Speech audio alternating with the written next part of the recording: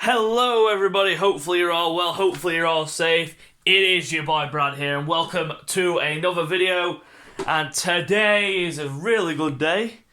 It has been snowing, as I hate to see. But enough about the snow, it is all about the video. Today is my reaction and the player ratings for the game against Aston Villa, which we lost 1-0. We lost this game 1-0 after a first-minute howler from Cedric Suarez. Absolutely ridiculous mistake it was. And basically, he passed it back. I'm sorry about that. He passed it back, looking for Gabriel. But instead... bloody cables. But instead, he played it so short... The man behind him, Bertrand Traore, had a free run onto it. Gabriel was too slow to react.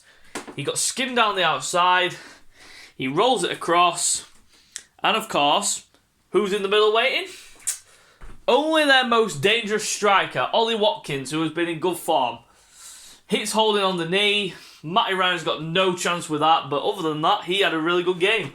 And I'll get onto the player ratings in a bit. But for now, this is my reaction to the game. And I thought... To a man, it wasn't the best of performances. Let's be real. The game could have gone either way, but listen. Everyone who says that, nah. We didn't create enough. Arsenal was so lacking in that area. Again, back to the old frailties.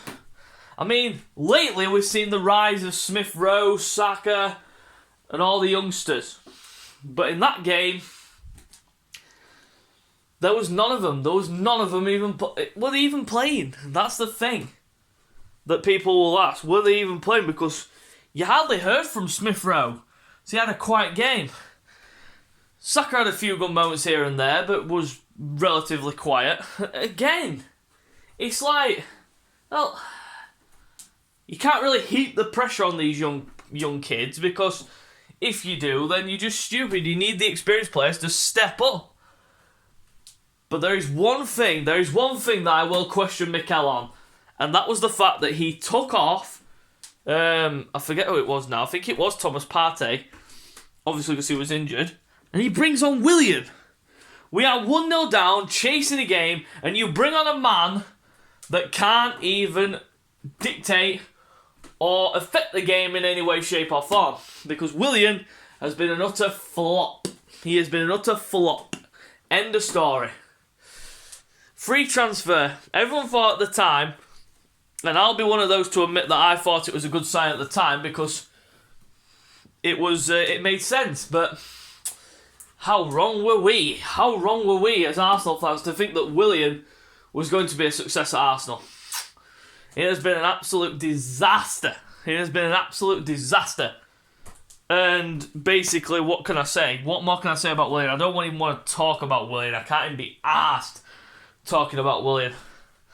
But back to the game. There were two major talking points during this game. Konsa should have been sent off because Saka's going clean from goal, no matter how far away from goal he is. And everyone will say, oh, he's too far away from goal to... but he's going clean from goal. There's no one going to come across and get him because everyone thought that the fullback at the other side was going to run across, get to him and tackle him, but no, and cover. He was nowhere near the play. He was nowhere near. Saka was running away from Konsa. That should have been a red card. But enough about that. And then the one on Emi Martinez and Lacazette in the box. He's literally dragging him to the floor, and that's not giving us a penalty. Jesus Christ. This is exactly why I've got a problem with English referees. Because they are so inconsistent. They are never consistent with their decisions. And I mean, I've got to get onto this because this is disgusting as well. Mike Dean has been receiving death threats over the internet and his family's been receiving death threats as well. I mean, referees are there to do a job. But when they get decisions wrong, we have a go, we criticise. But why can't referees be held accountable for their mistakes? I mean, players are held accountable for their mistakes, but referees aren't.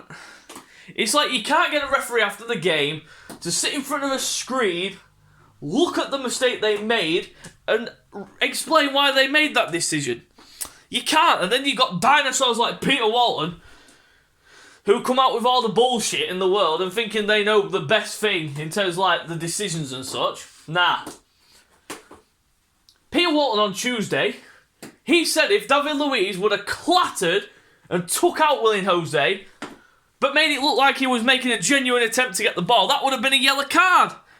But for a little tiniest of grazes on the knee from his studs, which was initiated by Willian Jose, that's supposedly a red card. And that's where I draw a blank. But the thing is, I'm going to get back to Mike Dean because I feel that people are ridiculous.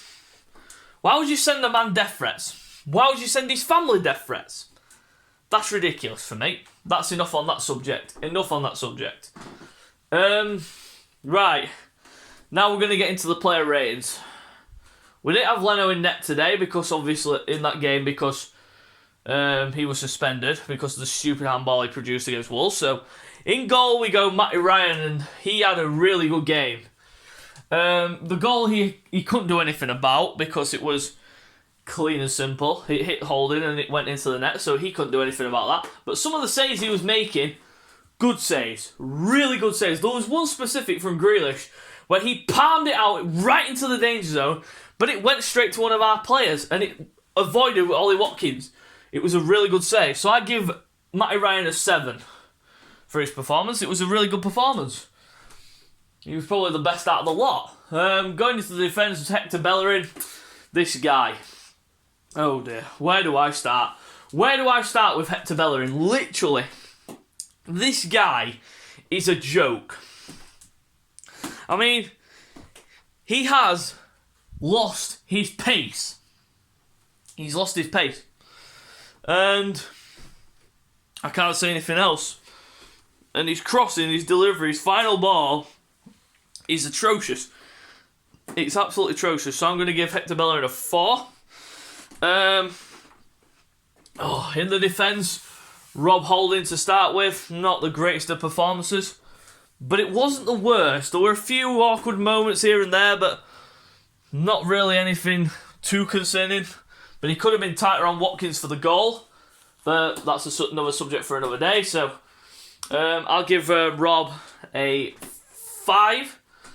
Going to the middle, Gabriel, other centre-back Gabriel. Again, looked a bit ropey, didn't look his normal self. Looked a bit out of touch, but standard performance. I'll give him a 5. On the left, Cedric Suarez, the man that made the error. I'll give him a 2. Didn't really do anything going forward. Wasn't the best of performances, so a 2. Going to the midfield, Granit Xhaka. Again, just not a good performance, and he was good in terms of defensive duty and such, and breaking up the play.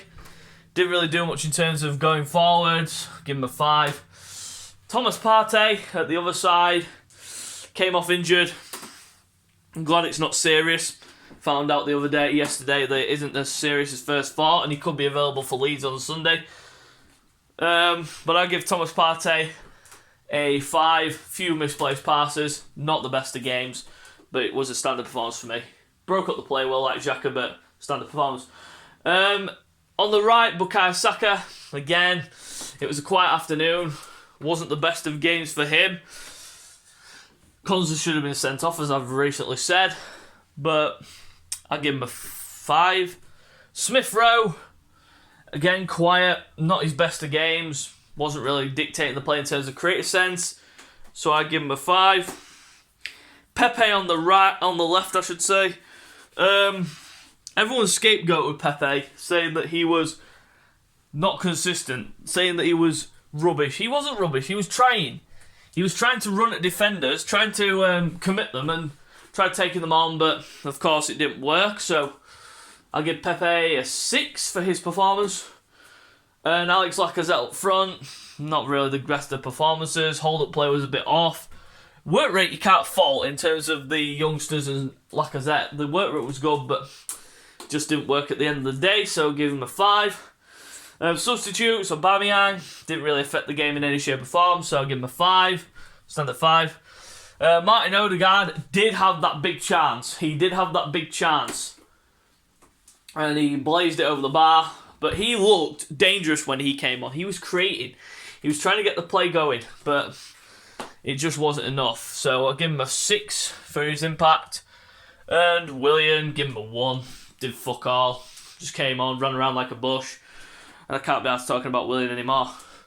And then we go on to the manager and Mikel Arteta. I'm going to give him a 5 because when we saw the lineup, when everyone saw the lineup, they said that's a strong enough lineup to go and at least put in a good performance against Villa. But of course, we all saw the result, 1-0. So, yep. So that is my opinion and my player ratings for the Arsenal game against Villa. Hopefully, we will bounce back against Leeds, but that's going to be hard, as we saw that they beat Crystal Palace yesterday by 2-0. But you never know in football. So guys, if you like the video, go down below, subscribe to my channel for more content, and like the video. Give me some positive feedback. And so guys, till next time, we'll see you later.